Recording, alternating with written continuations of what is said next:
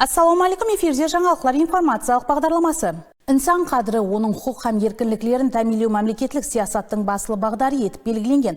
Бұл бағдарда барлық бұқараларымыз сияқты майыплығы болған отандашларымызға итибар һәм әмели қамқорлық көрсету, оларды һәр тәрепеме қолдап қуатлауға айрықша көңіл бөлінбекте.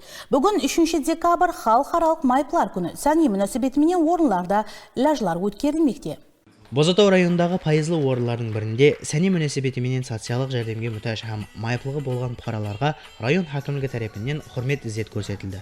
Мемлекет басшысы тарапынан майыплықты белгілеу системасын жетістіру бойынша ләжлары хақындағы қабыл етілген қарарына муафық майыплықты белгілеу апайластырылуы белгіленген. Оның тикарында инсан социалдық қызметлер орайы жұмыс басылады. Әлбетте бұлардың барлығы олардың тұрмыс жағдайын жақсылау, саламатлығын бекемлеуде белгіленген вазифалар. Демек, елімізде жасап атырған ешбір бұқара мемлекет итибарынан шетте емес.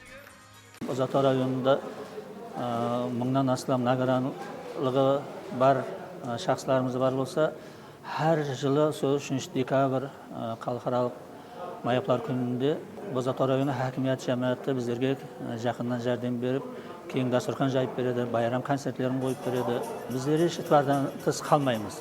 Жүзда бір қуаныштымыз. Қала берсе, жұмыспенен тәминлеп жатырды. Жылына мысалы үшін 300-ден астам биылдың өзінде жұмыспен тәминлеп майыплығы болған инсанларды.